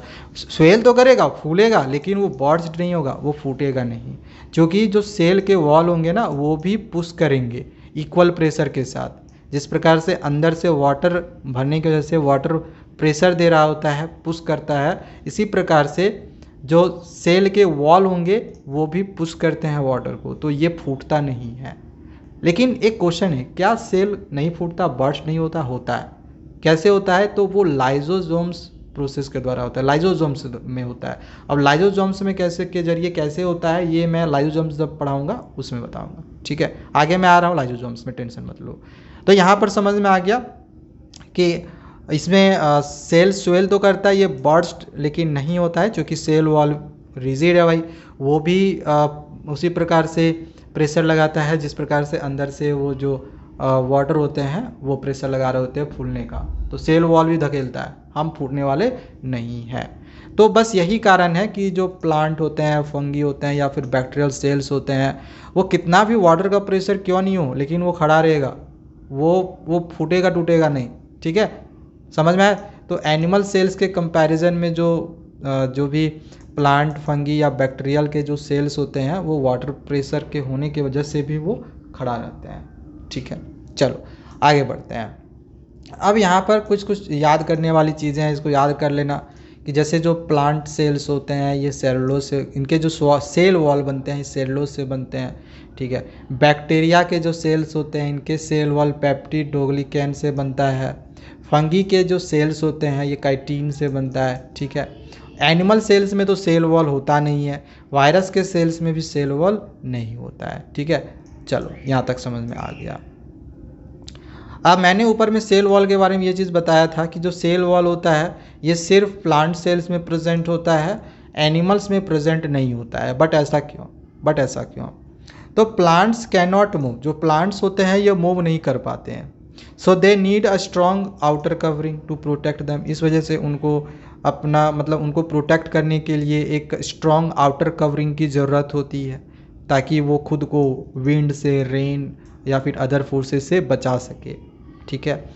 The cell wall gives plant cells a rigid shape and extra wall. तो ये जो सेल वॉल होता है यही प्लांट्स को एक रिजिड शेप बनाता है या फिर ये एक्स्ट्रा सपोर्ट देता है। तो यही कारण है कि सेल वॉल प्लांट सेल में प्रेजेंट होता है। बट एनिमल सेल में क्यों नहीं प्रेजेंट होता है? क्योंकि जो एनिमल्स होते हैं ये मूव कर पाते हैं, दौड़ सकते हैं, छिप सकते हैं, खुद को प्रोटेक्ट भी कर सकते हैं। तो animal cells need to be flexible. Animal cells को फ्लेक्सिबल होने की ज़रूरत होती है मूवमेंट के लिए, बेंड होने के लिए या फिर कोई डिफरेंट शेप्स को फॉर्म करने के लिए। बस यही कारण है कि एनिमल सेल्स में प्लाज्मा मेम्ब्रेन होता है, सिर्फ सेल वॉल नहीं होता है। समझ में आ गया? चलो आगे बढ़ते हैं। अब यहाँ पर एक बहुत ही इम्पॉर्टेंट कंपोनेंट है सेल का, जो कि है न्यूक्लियस। बहुत ही इम्पॉर्टेंट कंपोनेंट है न्यूक्लियस। अब यहाँ पर ये देख लो, ये पूरा सेल है। इस सेल के अंदर में ये प्रेजेंट है न्यूक्लियस।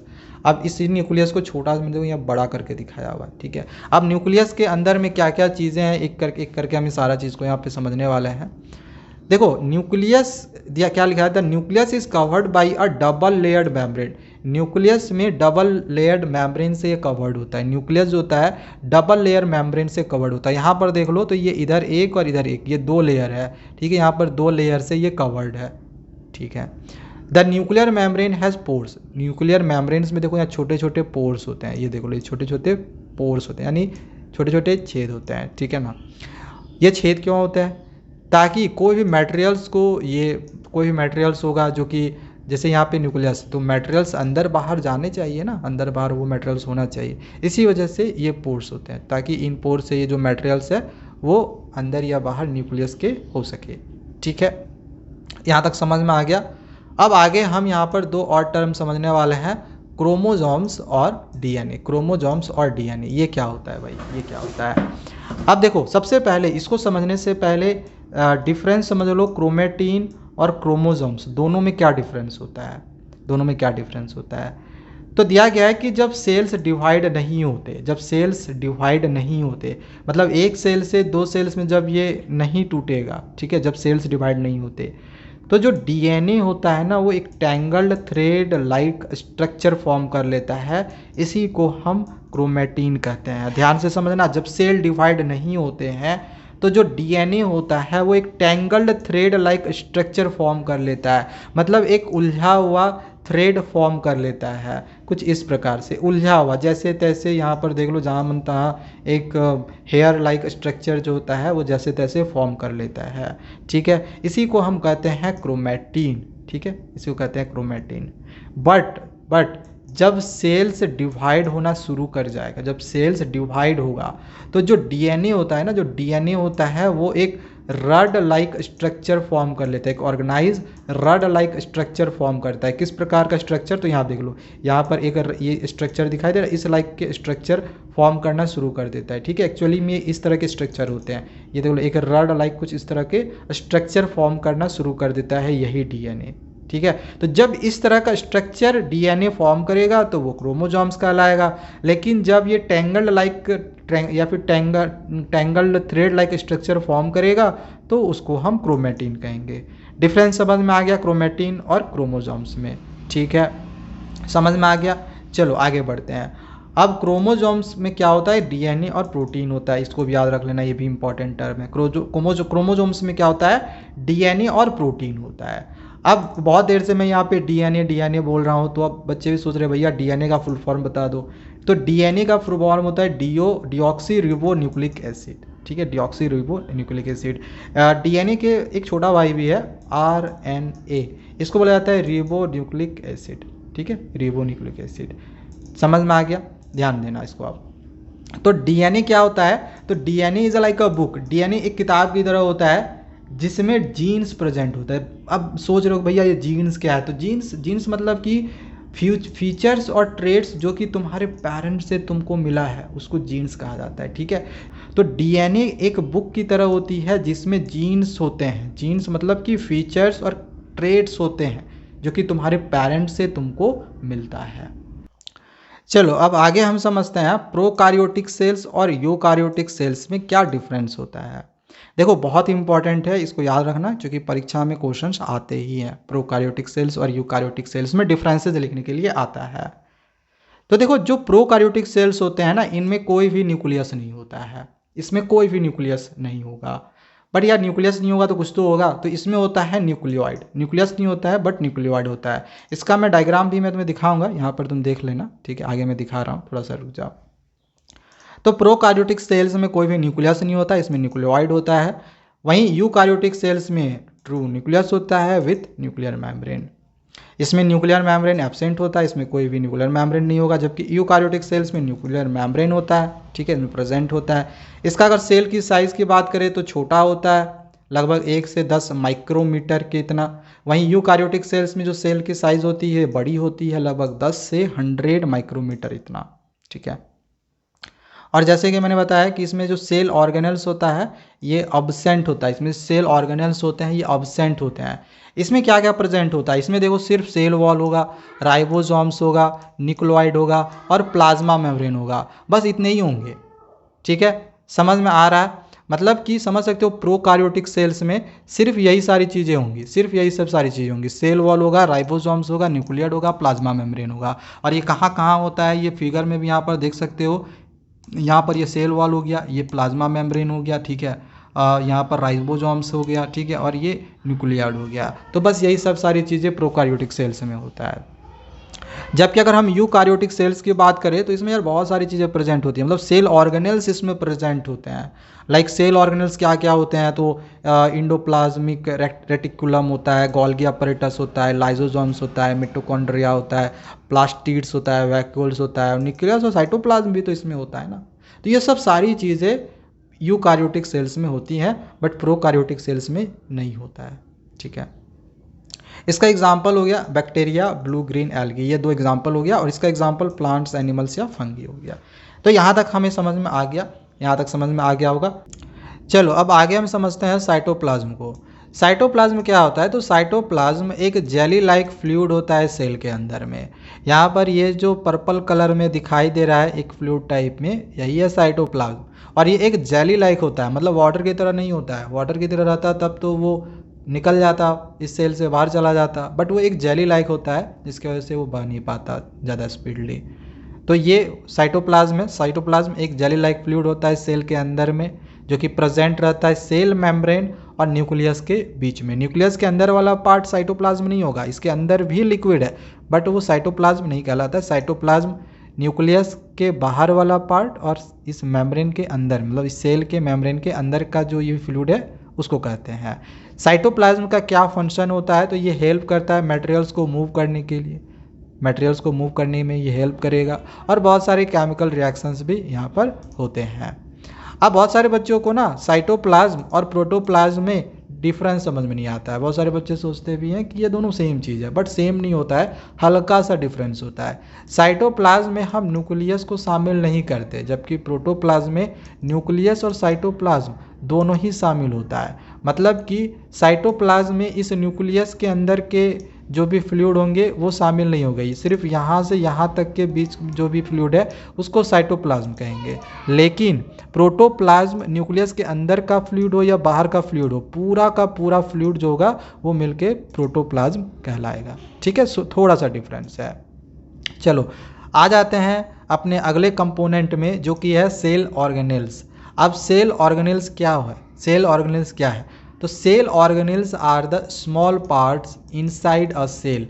सेल के अंदर में बहुत छोटे छोटे पार्ट्स होते हैं, बहुत छोटे छोटे बहुत टाइप के पार्ट्स होते हैं जिनका स्पेशल फंक्शंस होता है, just like in our body. हमारे बॉडी में भी बहुत तरह के ऑर्गन्स हैं, उसका अपना एक अलग फंक्शन होता है, एक स्पेशल फंक्शन होता है। जैसे हार्ट का फंक्शन क्या है कि ब्लड को पंप करता है, स्टोमक का फंक्शन क्या है तो फूड को डाइजेस्ट करता है। इन द सेम वे, इसी तरीके से सेल के अंदर भी डिफरेंट डिफरेंट पार्ट्स होते हैं, इनका डिफरेंट डिफरेंट फंक्शंस होता है।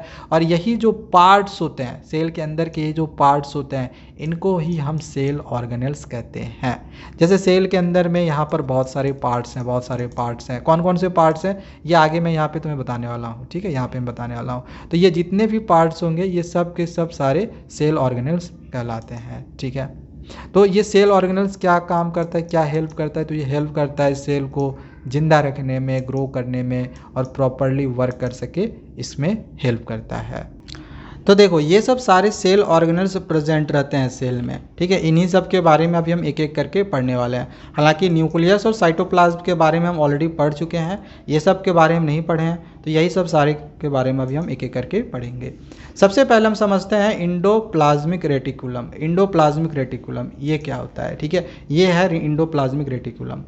ये होता क्या है? तो इंडोप्लाज्मिक जो रेटिकुलम होता है एक बड़ा नेटवर्क होता है मेम्ब्रेन बाउंड ट्यूब्स या सीट्स का। समझ में नहीं आया? नहीं आया सर, बताता हूँ। ऐसे समझना कि सेल के अंदर में ना, सेल के अंदर में एक फैक्ट्री है, सेल के अंदर में एक फैक्ट्री है जिसका काम है सिर्फ चीज़ों को बनाना। एक फैक्ट्री का काम क्या होता है? चीज़ों को बनाना। तो बस यही कहलाता है इंडोप्लाज्मिक रेटिकुलम। समझना है, सेल के अंदर में समझना एक तरह का फैक्ट्री होता है जो कि चीज़ों को बनाने का काम करता है। मतलब इंडोप्लाज्मिक रेटिकुलम जो होगा वो चीज़ों को बनाने का काम करेगा। अब क्या बनाने का काम करेगा ये आगे हम नीचे पढ़ने वाले हैं। तो जो भी ये इंडोप्लाज्मिक रेटिकुलम है ये चीज़ों को बनाने का काम करेगा, इसी को कहा गया इंडोप्लाज्मिक रेटिकुलम। सिंपल है, अगर यहाँ से समझ में नहीं आए तो यहाँ समझ में आ गया होगा। ठीक है, तो दोनों में से कोई भी डेफिनेशन लिख सकते हो, हालांकि ये किताबी भाषा है और ये मैंने समझाने के लिए यहाँ पर तुमको लिख कर दिया हुआ है। ठीक है, तो इंडोप्लाज्मिक रेटिकुलम एक फैक्ट्री की तरह होता है जो कि चीज़ों को बनाता है। अब ये जो इंडोप्लाज्मिक रेटिकुलम होता है ये दो तरह का होता है। एक होता है रफ इंडोप्लाज्मिक रेटिकुलम और दूसरा होता है smooth endoplasmic reticulum. Rough endoplasmic reticulum कैसे पता चलता है कि ये रफ इंडोप्लाज्मिक रेटिकुलम है या फिर स्मूथ इंडोप्लाज्मिक रेटिकुलम है? तो जब माइक्रोस्कोप से तुम देखते हो सेल्स को ना, और अगर सेल्स में थोड़ा कहीं रफ दिखाई दे, ठीक है, रफ दिखाई दे, और ये जो रफ होता है किसके वजह से होता है? ये जो रफ होता है क्योंकि उसमें ना राइबोसोम्स उनके सरफेस में होता है। ठीक है, उसके सरफेस में राइबोसोम्स होता है। ठीक है। तो अगर रफ दिखाई देता है क्योंकि उसमें राइबोसोम्स प्रेजेंट होता है, तो वो होता है रफ इंडोप्लाज्मिक रेटिकुलम यानी कि RER। वहीं अगर जो सरफेस है वो बिल्कुल स्मूथ होता है, क्योंकि सरफेस पे कोई राइबोसोम्स इसमें होता नहीं है, इसमें कोई भी राइबोसोम्स नहीं होता है SER में, यानी स्मूथ इंडोप्लाज्मिक रेटिकुलम में। तो इसमें जो माइक्रोस्कोप से जब तुम इसको देखोगे तो ये स्मूथ दिखाई देगा। ठीक है। अब जैसे कि मैंने ऊपर में बताया था कि इंडोप्लाज्मिक रेटिकुलम का काम है चीज़ों को बनाना, वो एक फैक्ट्री की तरह है। तो वो क्या बनाता है? तो बनाता है प्रोटीन। वो क्या बनाता है? प्रोटीन। और ये जो प्रोटीन बनाने का काम करता है ये करता है RER। ठीक है, RER। समझ में आया? वहीं जो SER है ये हेल्प करता है फैट्स और लिपिड्स बनाने का काम। तो देखो यहाँ पे बनाने का काम चल रहा है, फैक्ट्री में बनाने का काम चल रहा है। ठीक है ना, इसीलिए मैंने कहा इंडोप्लाज्मिक रेटिकुलम एक फैक्ट्री की तरह है। यहाँ पे चीज़ों को बनाने का काम किया जा रहा है। RER बना दिया प्रोटीन और SER बना दिया फैट्स और लिपिड्स। ठीक है। अब यहाँ पर एक टर्म दिया गया है मेम्ब्रेन बायोगेनेसिस। मेम्ब्रेन बायोगेनेसिस ये क्या होता है? अगर पूछ दिया जाए, जो कि NCERT में ये टर्म दिया हुआ है, मेम्ब्रेन बायोगेनेसिस ये क्या होता है, तो कुछ प्रोटीन और लिपिड्स ये हेल्प करता है सेल मेम्ब्रेन को बिल्ड करने में, सेल मेम्ब्रेन को बनाने में प्रोटीन और लिपिड हेल्प करता है। ये जो प्रोसेस कहलाता है इसको हम मेम्ब्रेन बायोगेनेसिस कहते हैं। समझ में आया क्या होता है मेम्ब्रेन बायोगेनेसिस? तो जब प्रोटीन और लिपिड्स सेल मेम्ब्रेन को बनाने में हेल्प करता है, इस प्रोसेस को हम मेम्ब्रेन बायोगेनेसिस कहते हैं। अब आगे यहाँ पर RER में दिया गया है कि इसमें कोई भी डिटॉक्सिफिकेशन कैपेबिलिटी नहीं होती है, जबकि इसमें डिटॉक्सिफिकेशन फैसिलिटी होती है, यानी कैपेबिलिटी होती है। ये ड्रग्स और पॉइजन को डिटॉक्सिफाई कर देता है। अब यहाँ पर कंफ्यूज हो रहे होगे कि भैया ये डिटॉक्सिफिकेशन क्या होता है, डिटॉक्सिफाई क्या होता है? डिटॉक्सिफिकेशन का मतलब होता है क्लीन करना हार्मफुल सब्सटेंसेस को बॉडी या फिर सेल से जो भी हार्मफुल सब्सटेंस होंगे, आएगा ना यार, हार्मफुल सब्सटेंसेस बहुत सारे आएंगे, तो उसको जो रिमूव करने का काम होता है, मतलब जो भी रिमूव करता है, इसी को कहा जाता है डिटॉक्सिफिकेशन। तो RER में कोई भी डिटॉक्सिफिकेशन कैपेबिलिटी नहीं होती है, ये हार्मफुल सब्सटेंसेस को ना डिटॉक्सिफाई नहीं करता है। ठीक है, जैसे कोई भी दवाई तुमने खाई, अब दवाई से बहुत सारे उसमें तुम्हारे हार्मफुल सब्सटेंसेस भी उसमें बहुत सारे निकलेंगे। ठीक है, तो उसको साफ करने का काम कौन करता है? SER करता है, स्मूथ वाला इंडोप्लाज्मिक रेटिकुलम करता है। या फिर पॉइजन होता है किसी तरह का, तो वो जो भी पॉइजन होगा उसको भी डिटॉक्सिफाई करेगा, यानी कि साफ कौन करेगा? हटाएगा कौन? उसको हटाने का काम करेगा SER ही। समझ में आ गया? ठीक है। स्पेशली ये लीवर में पाया जाता है। ठीक है, लीवर को ये डिटॉक्सिफाई करता है, स्पेशली लीवर के सेल्स को। याद रखना, एक्सटर्नल मैंने बता दिया है। तो यहाँ पर समझ में आ गया कि इंडोप्लाज्मिक रेटिकुलम क्या होता है। वो एक फैक्ट्री की तरह होती है। तो वहाँ पर चीज़ें बनाई गई, फैट्स बना, लिपिड्स बना या फिर प्रोटीन बना। अब उसको भेजने का कोई काम करेगा, पैकेजिंग करने का कोई काम करेगा, मॉडिफाई करने का काम करेगा कोई। तो जो काम करेगा मॉडिफाई, पैकेजिंग, भेजने का, तो वो कहलाता है गोल्गी ऑपरेटस। सिंपल सा है। ठीक है, इस प्रकार से गोल्गी ऑपरेटस दिखता है। ठीक है। अच्छा, ये जो गोल्गी ऑपरेटस है इसको डिस्कवर किया था कैमिलो गोल्गी ने, और इसी के नाम पे ये गोल्गी ऑपरेटस रख दिया गया था। ठीक है। तो जो गोल्गी ऑपरेटस होता है क्या होता है? एक सेल ऑर्गेनेल होता है। ये तो सेल ऑर्गेनेल ही है, जो कि बनता है membrane bound stacks. Membrane bound जो सैक्स होते हैं, जिसको हम सिस्टर्न्स भी कहते हैं, यानी चपटे थैले के स्टैक से बनते हैं। चपटे थैले के स्टैक से ये बनते हैं गोल्गी ऑपरेटस। ठीक है। इसका फंक्शन क्या है? तो अभी मैंने बताया गोल्गी ऑपरेटस का फंक्शन, अभी मैंने बताया कि इंडोप्लाज्मिक रेटिकुलम में क्या हुआ था। इंडोप्लाज्मिक रेटिकुलम में चीज़ों को बनाया गया, वो फैक्ट्री की तरह है। अब उसको जो मॉडिफाई करेगा, मॉडिफाई करने का मतलब है अगर कोई चीज़ ख़राब है, अच्छा है, ठीक है, रिटर्न भी तो आएगी ना, तो उसको भी मॉडिफाई करेगा। तो मॉडिफाई करने का काम करेगा, यानी चेंज करने का काम करेगा, पैकेजिंग करने का काम करेगा, ट्रांसपोर्ट करने का काम करेगा मटेरियल्स को। ठीक है, तो इसमें ये फंक्शन हो गया गोल्गी ऑपरेटस का, यानी विद इन द सेल का मतलब सेल के अंदर। ठीक है ना। अब आगे है इसका क्या और फंक्शन है? तो it takes materials from the endoplasmic reticulum like protein. ये मटेरियल्स को कहाँ से लेता है? ये इंडोप्लाज्मिक रेटिकुलम से मटेरियल को लेता है। तो इंडोप्लाज्मिक रेटिकुलम को मैंने बारे में अभी बताया कि एक फैक्ट्री की तरह था, ये एक फैक्ट्री की तरह था। तो इंडोप्लाज्मिक रेटिकुलम से इसने क्या किया, मटेरियल्स को ले लिया। जैसे कि प्रोटीन को ले लिया, प्रोटीन एक तरह का मटेरियल होगा, इसने क्या किया, इंडोप्लाज्मिक रेटिकुलम से ले लिया। जो कि प्रोटीन बनाने का काम कौन कर रहा था, इंडोप्लाज्मिक रेटिकुलम ही कर रहा था, अभी मैंने ऊपर में बताया।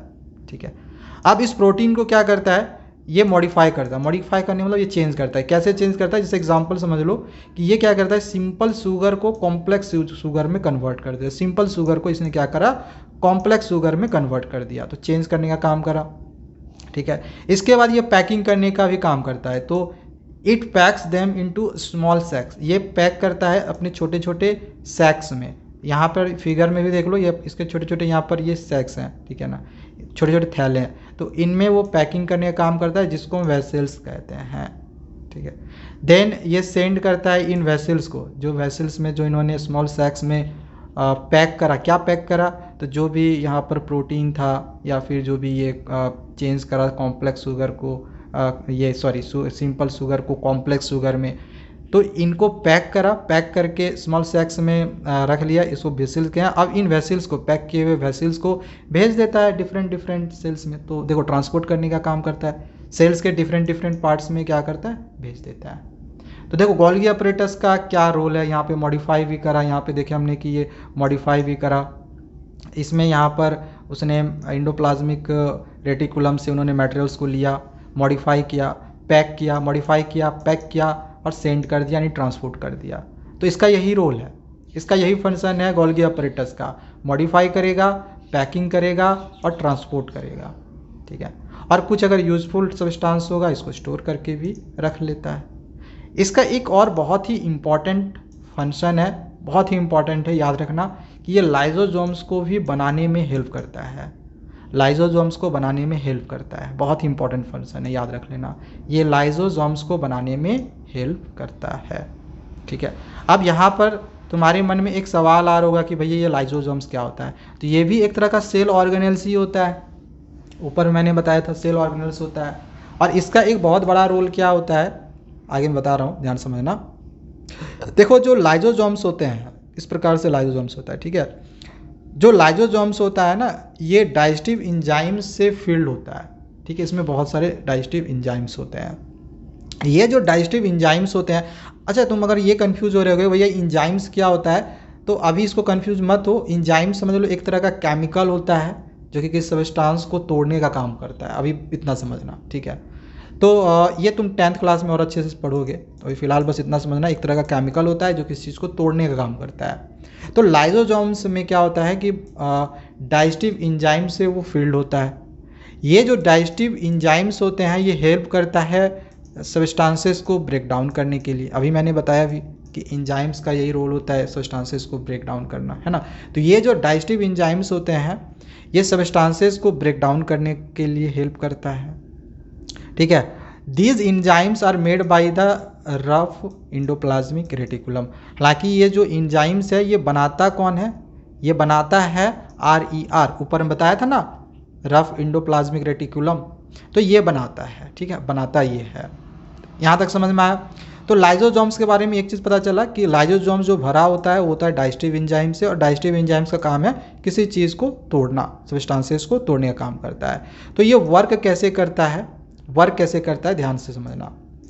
तो जब कोई वेस्ट मटेरियल सेल के अंदर आता है, जब कोई वेस्ट मटेरियल सेल के अंदर जाता है, जैसे फैक्ट्री है, फैक्ट्री के अंदर कुछ मान के चलो वेस्ट चीज़ें चली गई, कुछ ऐसे लोग चले गए जो जिनका वहाँ पे कोई ज़रूरत नहीं है, वो फैक्ट्री को नुकसान कर सकता है, तो उसको वहाँ से भगाने का कोशिश किया जाएगा ना, उसको हटाने की कोशिश किया जाएगा ना, तो उसको जो हटाने का काम करेगा ना वो लाइजोसोम्स करता है। कैसे करता है ध्यान समझना, क्योंकि लाइजोसोम्स के पास एबिलिटी है किसी चीज़ को तोड़ने का, मारने का। ठीक है, तो जब कोई वेस्ट मटेरियल सेल के अंदर आता है, जैसे कि बैक्टीरिया या फिर old damaged parts of the cell या फिर कुछ फूड पार्टिकल्स की बची हुई चीज़ें, ठीक है, तो ऐसी कोई चीज़ें ऐसी कोई वेस्ट चीज़ें अगर सेल के अंदर आ जाती हैं, तो जो एंजाइम्स होता है, लाइजोसोम्स में डाइजेस्टिव एंजाइम्स होती है। ठीक है, तो जो ये एंजाइम्स होती है लाइजोसोम्स के अंदर में, तो ये एक्टिव हो जाती है। जैसे उसने देखा कि अरे बैक्टीरिया आ रहा है, जैसे फैक्ट्री के अंदर अगर कोई दुश्मन आ गया, ठीक है, कोई ऐसा व्यक्ति जो फैक्ट्री के लिए नुकसानदेह हुआ, तो वो क्या करेगा, वो एक्टिव हो जाएगा, ठीक है, एक्टिव हो जाएगा। इसी प्रकार से यहाँ पर भी जो लाइजोसोम्स होते हैं वो एक्टिव हो जाते हैं जैसे ही लाइजोसोम्स के जो इंजाइम्स होंगे वो एक्टिव हो जाएंगे। जैसे उसने देखा कि कोई वेस्ट मटेरियल्स आ रहा है, वो एक्टिव हो जाएगा। और ये जो इंजाइम्स होते हैं उन बैक्टीरिया को, फूड को या फिर डैमेज्ड पार्ट्स को तोड़ देगा, मतलब उसको ब्रेक कर देगा, उसको ब्रेक डाउन कर देगा। फैक्ट्री में कोई घुसा, उसको तोड़ फोड़ के भगा दिया, मारपीट के भगा दिया, ठीक है, या फिर वहीं पे ख़त्म कर दिया। समझ में आ रहा है?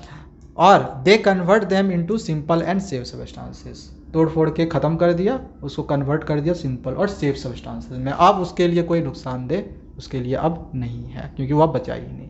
मतलब किसी चीज़ को डिस्पोज्ड करने का काम करता है, तुम समझ सकते हो, लाइजोसोम्स। वेस्ट चीज़ों को वो डिस्पोज्ड करने का यहाँ पर काम कर रहा है, डिस्पोजल की तरह काम कर रहा है, ऐसे भी समझ सकते हो। अच्छा, एक चीज़ याद रखना कि ये जो लाइजोसोम्स होते हैं ना, इनको हम सुसाइड बैग्स भी कहते हैं। लाइजोसोम्स को हम सुसाइड बैग्स भी कहते हैं। सर क्यों कहते हैं सुसाइड बैग्स, क्यों कहते हैं? तो जब सेल्स डैमेज्ड होते हैं, कमज़ोर हो जाते हैं, तो जो लाइजोसोम्स होता है ना वो फट जाता है। अगर सेल डैमेज हो गया या कमज़ोर हो गया, सेल अगर डैमेज या कमज़ोर हो जाता है तो जो लाइजोसोम्स होता है ये फट जाता है, ख़त्म हो जाएगा, ये फट जाएगा, फूट जाएगा, ठीक है। और जब ये बर्स्ट करता है तो जो इंजाइम्स होंगे वो बाहर आ जाएंगे। लाइजोसोम्स फटा, उसके अंदर है डाइजेस्टिव इंजाइम्स, जो चीज़ों को तोड़ने का काम करेगा, वो सेल के अंदर आ जाएगा, वो सब पूरे सेल के अंदर आ जाएगा। इससे क्या होगा कि इंटायर जो सेल होगा वही डाइजेस्ट हो जाएगा, वही टूट जाएगा, ठीक है। तो क्यों कहते हैं सुसाइड बैग्स, यहाँ पे समझ में आ गया, ठीक है। इसका मतलब है कि जो सेल है वो डिस्ट्रॉय हो जाएगा खुद के लाइजोसोम से, जो सेल होगा वो खुद के लाइजोसोम से डिस्ट्रॉय हो गया। समझ में आ गया, इसीलिए इसको सुसाइड बैग्स कहते हैं। अगर किसी तरह का कोई प्रॉब्लम होगा तो कमेंट करके ज़रूर बताना। इसके बाद आ जाते हैं हम अगले सेल ऑर्गेनेल में, जो कि है माइटोकॉन्ड्रिया। माइटोकॉन्ड्रिया को हम power of house of the cell भी कहते हैं। बहुत सिंपल है, याद रख लेना, ठीक है। ये 1 मार्क्स में कई बार स्कूल में पूछा जाता है, ठीक है। माइटोकॉन्ड्रिया को हम power house of the cells भी कहते हैं। इनके पास ना अपनी खुद की एनर्जी होती है, इनके पास अपनी खुद की एनर्जी होती है। तो वही चीज़ यहाँ पे, they release energy needed for various life process. ये एनर्जी रिलीज़ करते हैं वेरियस लाइफ एक्टिविटीज़ के लिए, ठीक है। They produce energy in the form of ATP. अच्छा, ये जो एनर्जी इनके पास होती है वो एटीपी के फॉर्म में होती है, यानी कि एडिनोसाइन ट्राइफॉस्फेट के फॉर्म में होती है। तो ये एनर्जी ये प्रोड्यूस करते हैं, यानी कि जो रिलीज़ करते हैं वो एटीपी के फॉर्म में करते हैं। और एक इंपॉर्टेंट लाइन ये भी याद रखना कि जो एटीपी होता है इसको हम energy currency of the cells भी कहते हैं। जो एटीपी है इसको हम energy currency of the cells भी कहते हैं, ठीक है। तो माइटोकॉन्ड्रिया के पास अपनी खुद की डीएनए और राइबोसोम्स भी होती है। अभी हमने और भी जितनी सारी चीज़ें देखी, जितने भी सेल ऑर्गेनल्स देखे, उनके पास अपनी डीएनए और राइबोसोम्स नहीं था, लेकिन माइटोकॉन्ड्रिया के पास अपनी डीएनए और राइबोसोम्स होती है, ठीक है। इसका मतलब ये है कि वो खुद से कुछ प्रोटीन अपने लिए भी बना सकता है, इसको दूसरे से ज़रूरत नहीं है, इसको दूसरे का ज़रूरत नहीं है, खुद से अपने से ही प्रोटीन बना सकता है, क्योंकि इसके पास खुद का एनर्जी है। चलो अब आगे हम प्लास्टिड्स को समझते हैं। देखो, प्लास्टिड्स होता है माइटोकॉन्ड्रिया के जैसा ही होता है, बट जो प्लास्टिड्स होते हैं, सबसे पहली चीज़ तो ये कि ये सिर्फ और सिर्फ प्लांट सेल्स में ही प्रेजेंट होते हैं, ये एनिमल सेल्स में नहीं होता है। और इनके पास भी माइटोकॉन्ड्रिया के जैसे ही खुद का डीएनए और राइबोसोम्स होता है, मतलब कि ये भी खुद से कुछ प्रोटीन बना सकते हैं। जो प्लास्टिड्स होता है ये 2 टाइप का होता है, एक होता है क्रोमोप्लास्ट और दूसरा होता है ल्यूकोप्लास्ट। ये जो क्रोमोप्लास्ट्स होते हैं ये कलर्ड प्लास्टिड्स होते हैं, और जो ल्यूकोप्लास्ट्स होता है ये वाइट या फिर कलरलेस प्लास्टिड्स होते हैं। क्रोमोप्लास्ट में एक पिगमेंट होता है क्लोरोफिल, जैसे मतलब क्लोरोफिल एक पिगमेंट होता है जिसको क्लोरोप्लास्ट कहा जाता है। और क्लोरोप्लास्ट क्यों ज़रूरी है? तो फोटोसाइंथेसिस के लिए बहुत इंपॉर्टेंट है क्लोरोप्लास्ट, फोटोसाइंथेसिस का प्रोसेस होने के लिए। अगर क्लोरोप्लास्ट ना रहेगा तो फोटोसाइंथेसिस की प्रोसेस नहीं हो पाएगी। और क्रोमोप्लास्ट में याद रख लेना कि ऑरेंज और येलो पिगमेंट्स भी होता है, ये भी इंपॉर्टेंट है, ठीक है। क्रोमोप्लास्ट में ऑरेंज और येलो पिगमेंट भी होता है। दूसरा था ल्यूकोप्लास्ट, तो ये वाइट या फिर कलरलेस प्लास्टिड्स होते हैं, अभी मैंने बताया। ल्यूकोप्लास्ट का क्या फंक्शन है, तो ये सब्सटेंसेस को स्टोर करने का काम करता है, जैसे कि स्टार्च को, ऑयल्स को या प्रोटीन ग्रैनुअल्स को, ये स्टोर करने का काम करेगा। ठीक है, अब आगे यहाँ पर दिया गया है कि क्लोरोप्लास्ट के अंदर में बहुत पतली पतली लेयर्स होते हैं, यानी कि पतली पतली मेम्ब्रेन्स होती हैं। ये जो लेयर्स होते हैं ये जेली लाइक सब्सटेंसेस के अंदर पाया जाता है, जिसको स्ट्रोमा कहते हैं। समझ में आया? क्लोरोप्लास्ट के अंदर में पतली पतली लेयर्स पाई जाती है। ये जो लेयर्स है जेली लाइक सब्सटेंसेस के अंदर पाया जाता है, जिसको हम स्ट्रोमा कहते हैं। तो स्ट्रोमा किसको कहते हैं पता चल गया। ठीक है, तो फोटोसाइंथेसिस जो होता है वो इन्हीं मेम्ब्रेन्स के बीच में होता है, मतलब इन्हीं मेम्ब्रेन्स में होता है। चलो अब आगे हम अपने नेक्स्ट सेल ऑर्गेनल को समझते हैं, जो कि है वैक्यूल्स। वैक्यूल्स क्या होते हैं, तो vacuoles are storage sacs that hold solids और लिक्विड्स। वैक्यूल्स स्टोरेज सैक्स होते हैं जो कि सॉलिड्स और लिक्विड्स को होल्ड करके रखता है।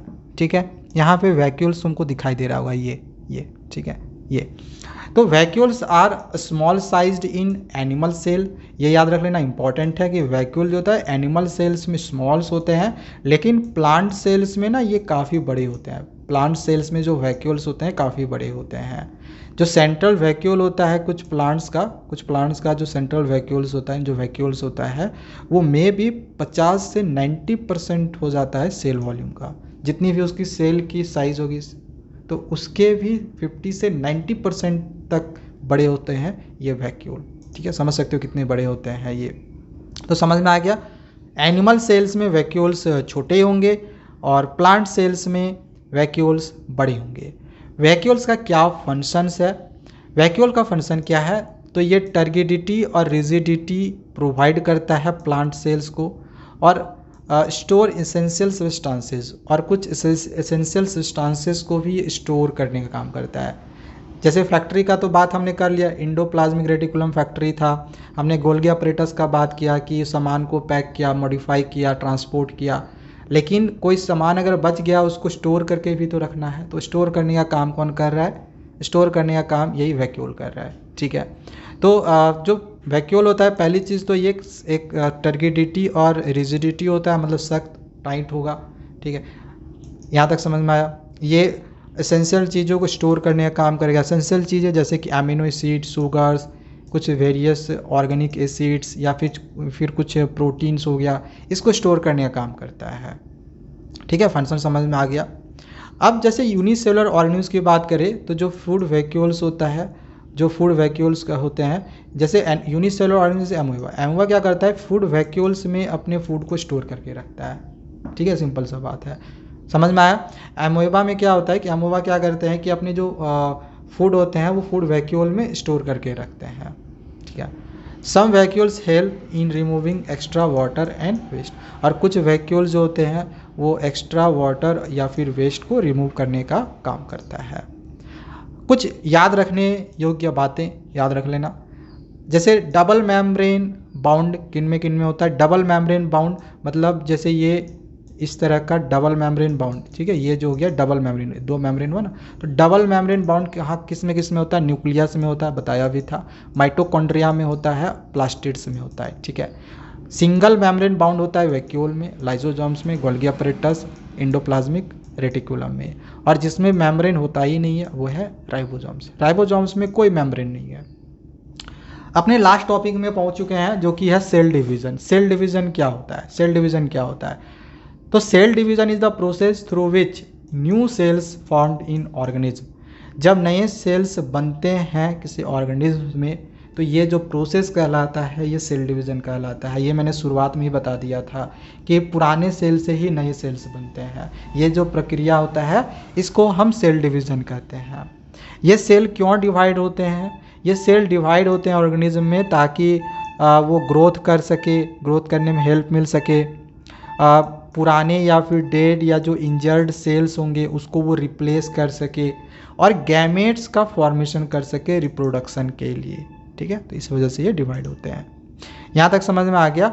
अब यहाँ पर दो मेन टाइप होते हैं सेल डिवीज़न के, इसको याद रखना बहुत इंपॉर्टेंट है। एक होता है मिटोसाइटोसिस और दूसरा होता है मियोसाइटोसिस। ठीक है, मिटोसाइसोसिस में क्या, मिटोसिस और मियोसिस, मिटोसिस मियोसिस, ठीक है।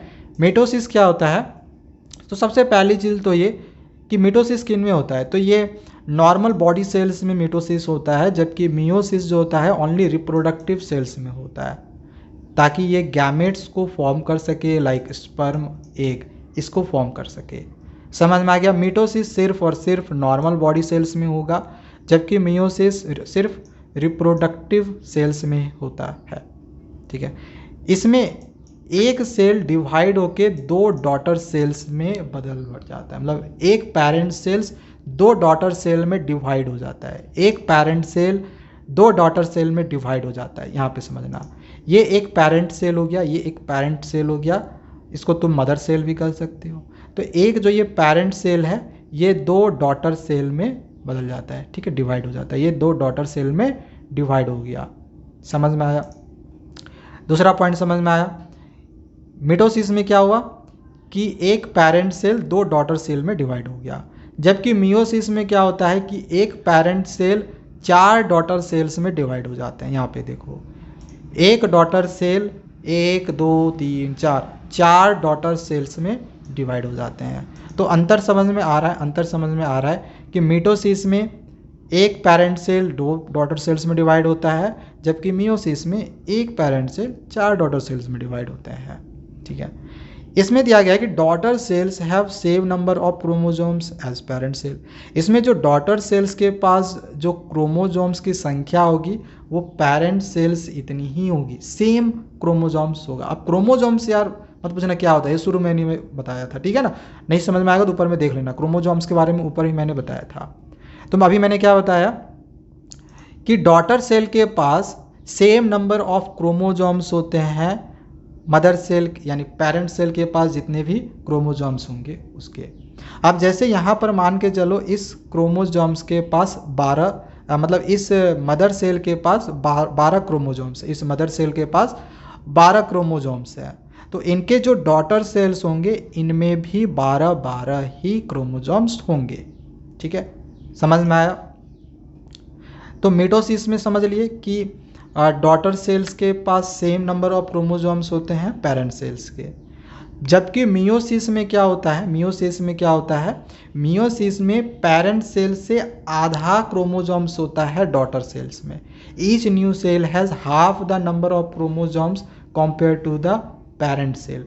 देखो यहाँ पे जैसे अगर ये पेरेंट सेल है इसमें 12 क्रोमोसोम्स है, तो यहाँ पे देख लो, यहाँ पे देख लो जो डॉटर सेल्स के क्रोमोसोम्स की जो संख्या है ये कितनी कितनी है, सब में हाफ है, इसका हाफ है, हाफ है ना, इसका हाफ है ना। तो यही चीज़ था मियोसिस। मियोसिस में क्या हुआ था, मियोसिस में क्या हुआ था कि जो क्रोमोसोम्स की संख्या थी पेरेंट सेल्स की, क्रोमोसोम्स की संख्या जो पेरेंट सेल्स की थी इससे आधा होता है डॉटर सेल्स में, ठीक है।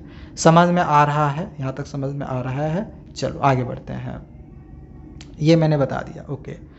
इसका मिटोसिस में और चीज़ें क्या होती है, तो ये हेल्प करता है जो भी टिश्यू होती है उसको रिपेयर करने में या फिर ग्रोथ होने में, सेल्स को ग्रोथ होने में हेल्प करती है, जबकि इसका ये जो मियोसिस होता है ये हेल्प करता है गैमेट के फॉर्मेशन में, जैसे स्पर्म या फिर एग का फॉर्मेशन होने में ये मियोसिस हेल्प करता है। एक लास्ट डिफरेंस है कि इसमें सिर्फ एक बार सेल डिवीजन होता है, जबकि इसमें दो सेल डिवीजन होते हैं। यहाँ पे देखो एक बार सेल डिवाइड हो गया, ठीक है, एक बार डिवाइड हुआ, बट यहाँ पर मियोसिस में ये दो बार डिवाइड होता है। एक बार देखो यहाँ पे डिवाइड हुआ, फिर एक बार यहाँ पे डिवाइड हुआ, तो ये दो बार डिवाइड होता है। तो मिटोसिस में एक बार सेल डिवीजन होता है, मियोसिस में दो बार सेल डिवीजन होता है। बस टॉपिक खत्म, चैप्टर खत्म, यहाँ पे मैंने पूरा कंप्लीट करवा दिया है।